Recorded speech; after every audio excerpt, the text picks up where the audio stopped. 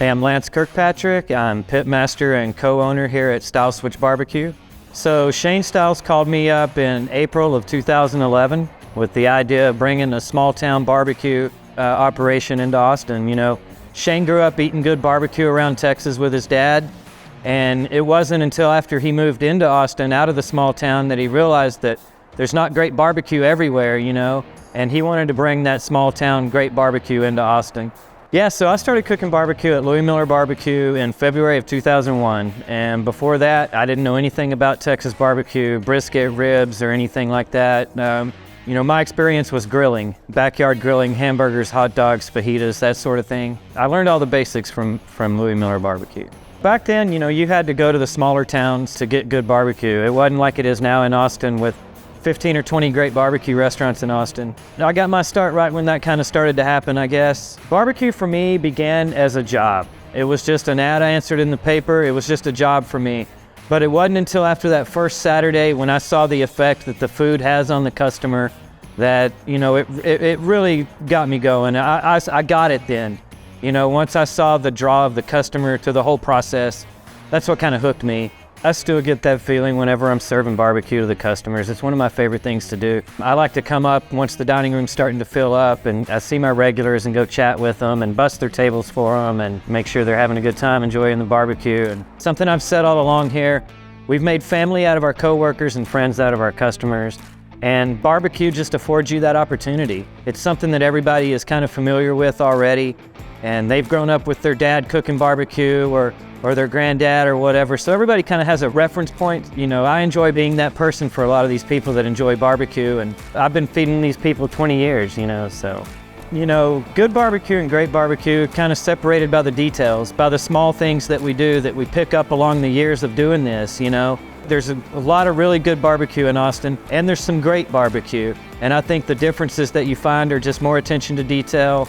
Or, you know, one thing that's kind of elevated us from good to great is the acquisition of some of the great cooks that we've acquired over the 11 years of cooking here.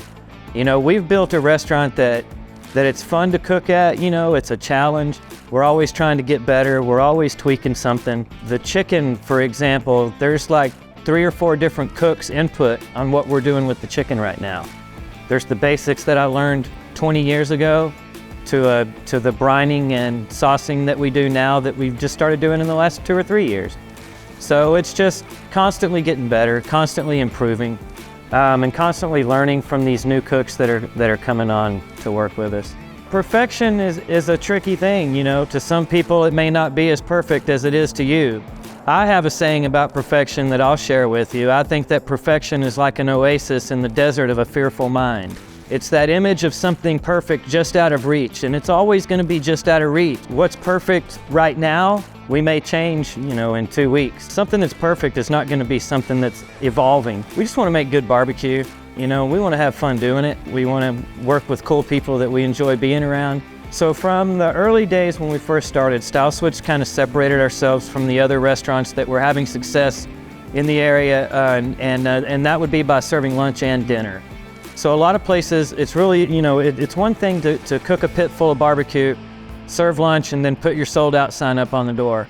That may be okay for 2 or 3 guys in a trailer, but we're building a company here at Stiles Switch BBQ, and we wanted to provide that lunch and dinner, you know, service, and that really set us apart in the early days. There weren't a lot of really good barbecue at dinner.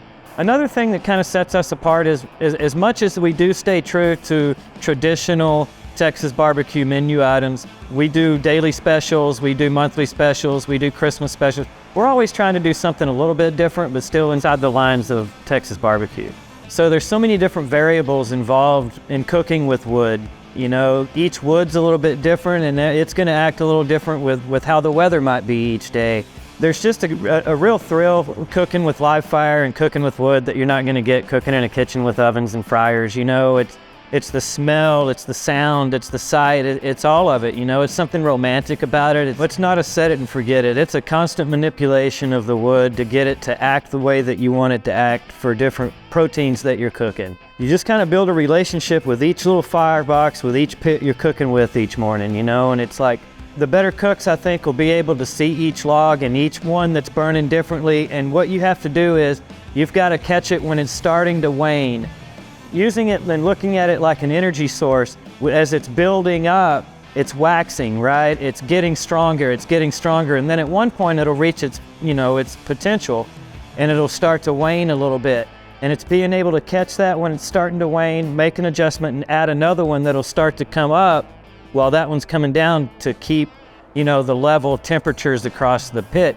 That's the biggest challenge of cooking with wood and with live fire, is keeping a constant temp. Because if you let that thing just cook down all the way, you're gonna have to build it back up. And that's where having good wood in place comes important. Everything is cut consistently to the same size. You want it to try to be as seasoned the same as the other stuff you're using. And a good cook will be able to have two pieces of wood in his hand and say, this one's a little heavier, this one's a little lighter. I'm gonna use this one now, but later I'm gonna come back with this one. And knowing when to use what size and what density of wood, will set a good cook apart from a better cook maybe. And it's just, years of experience of watching wood burn and just getting an idea of it. I can feel the piece of wood before I put it in the fire and know if I'm gonna have to come back in 5 minutes to adjust or 20 minutes to adjust by the weight of that wood or by the way the fire looks. Is barbecuing easy? Well, there's parts of it that are easy, it's not hard work, there's long hours in it. And as far as easy, some things are easier than others, but I guess that's true for anybody. It's as easy as you want to make it. This job can be as hard as you want to make it. I will say this, when we first started and opened Stiles Switch BBQ in 2011, we had one pit, we had one cook. And the way I was trained to do it, you just did everything, and it was a lot of hard work then.